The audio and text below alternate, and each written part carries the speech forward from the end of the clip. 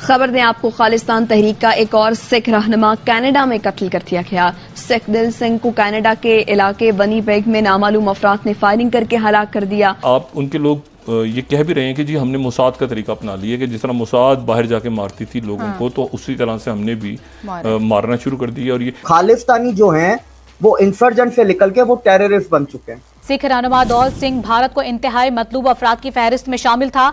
सिख दुल सिंह ने 2017 में खालिस्तान तहरीक में शमूलियत इख्तियार की थी। मैं इनको सिख नहीं बोलता, मैं इनको खालिस्तानी बोलता हूँ, क्योंकि सिख मजहब क्यों बना था?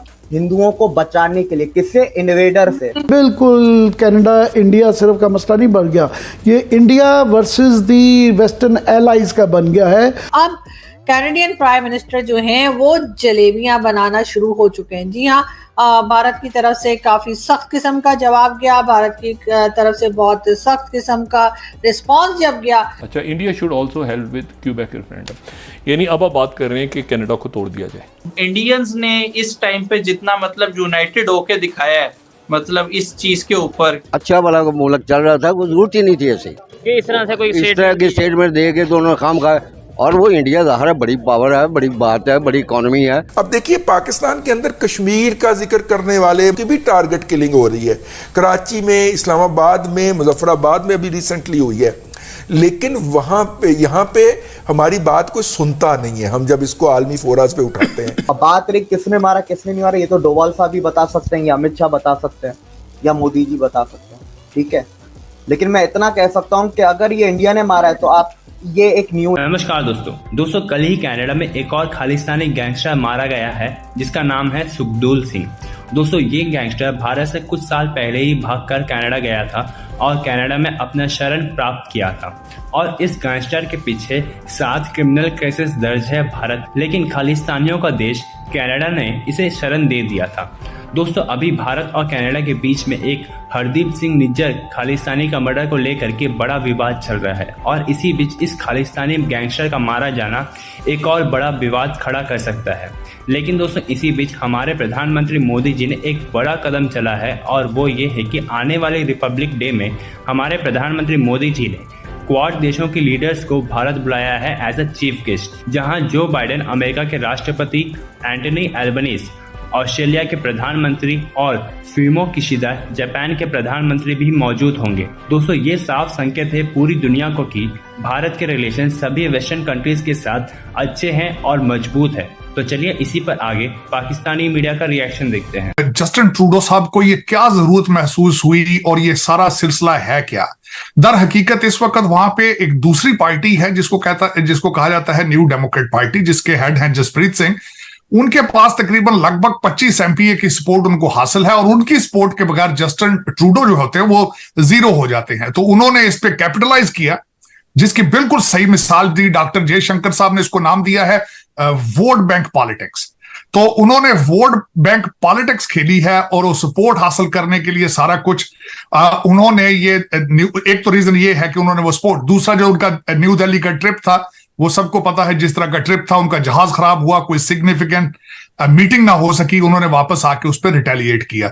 लेकिन उसको मैं समझता हूं कि उन्होंने इससे पहले यही नहीं सोचा कि you are a prime minister of Canada, आपको पहले रिसर्च करनी चाहिए थी, इन्वेस्टिगेशन करनी चाहिए थी, एलिगेशन बेसिस के ऊपर आपको इतना बड़ा ब्लंडर नहीं करना चाहिए था, नंबर 1। अब उसके बाद उन्होंने क्या किया है, उसके बाद उन्होंने जायंट स्टेटमेंट लेने की कोशिश की अमेरिका से और बर्तानिया से, दोनों ने रिफ्यूज किया। जब अमेरिका ने कहा है कि आप पहले अपनी योर इन्वेस्टिगेशन योर स्टेटमेंट, आप पहले इन्वेस्टिगेशन करें उसके बाद उससे डील करें। जो बर्तानिया ने स्टेटमेंट दी है उन्होंने उससे भी लोअर क्लास की स्टेटमेंट दी, उसमें भारत का नाम ही नहीं है। दूसरी उन्होंने ट्राई की, एक ऑर्गेनाइजेशन है फाइव आइज कंट्रीज, उन्होंने उनसे स्टेटमेंट लेने की कोशिश की, वहां से उनको कोई सपोर्ट हासिल नहीं हुई।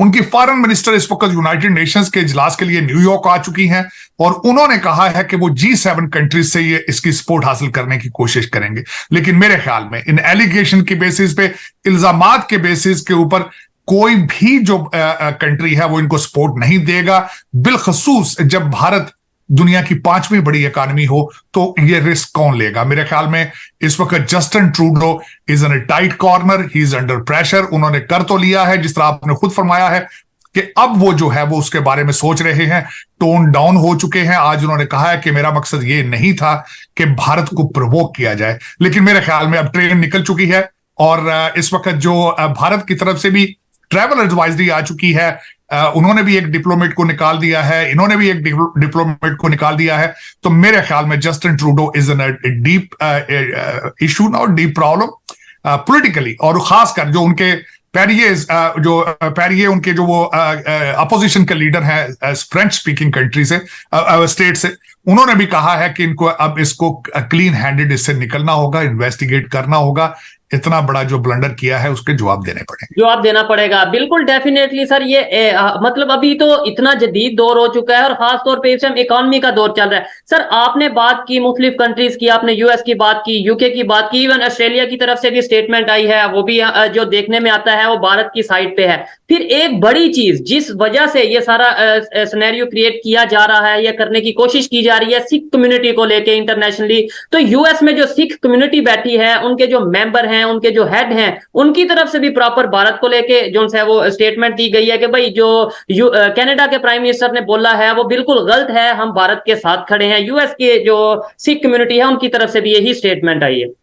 डेफिनेटली, बल्कि आज भी मैं बातें हो रही थी इसी हवाले से, बल्कि एक दो जगहों पे मैं ऐसी जगह पे था जहां पे सिख कम्युनिटी के लोग जो थे they were talking to the media, तो उनके भी जज्बात यही हैं कि एलिगेशन बेसिस के ऊपर ये सब चीजें नहीं करनी चाहिए थी।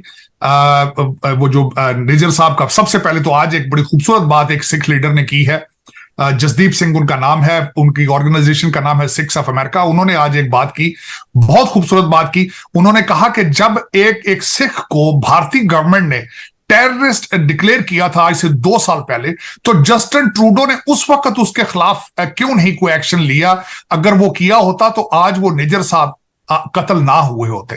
और दूसरा, वो कत्ल हुए हैं और उनके जो एलिगेशन है, एक भी अरेस्ट अभी तक नहीं हुई।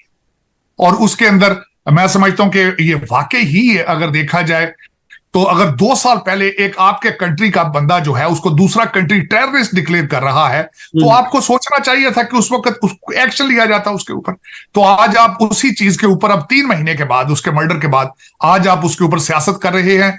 मेरे ख्याल में जिस तरह मैंने आपको कहा है कि he is in a deep waters now. अब बात रही किसने मारा किसने नहीं मारा, ये तो डोवाल साहब भी बता सकते हैं, या अमित शाह बता सकते हैं, या मोदी जी बता सकते हैं, ठीक है। लेकिन मैं इतना कह सकता हूं कि अगर ये इंडिया ने मारा है तो आप, ये एक न्यू इंडिया है। इससे पहले पूरी दुनिया में सिर्फ एक ही एजेंसी का खौफ था, वो थी मोसाद। मोसाद के दुश्मनों को 40-40 साल बाद भी ढूंढ के वो मारते हैं। जिन्होंने मोसाद के खिलाफ आज कांड किया है, रिटायर हो गए, 40 साल भी उनको जाके बुढ़ापे में भी मार के आएंगे। अगर ये काम किया तो अच्छा है, ठीक है, ओके। और by the way Justin Trudeau का भी आ गया कि वो टोन डाउन हो गया ना, सपोर्ट तो मिली नहीं G7 की कंट्री से, ठीक है। तो जब सपोर्ट नहीं मिली तो वो टोन डाउन हो गया। टोन डाउन होकर कल रात को फिर बयान आ जाता है जस्टिन को, नहीं हम इंडिया को प्रोवोक नहीं करना चाहते थे और इंडिया ने हमें गलत समझ लिया और ये कर दिया वो कर दिया। तो ये है सारा इशू, वो उसको पता चल गया। और आप देखिएगा 25 में कनाडा के इलेक्शन है, जनवरी या फरवरी में ट्रूडो चला जाएगा, गिर जाएगी इसकी सरकार।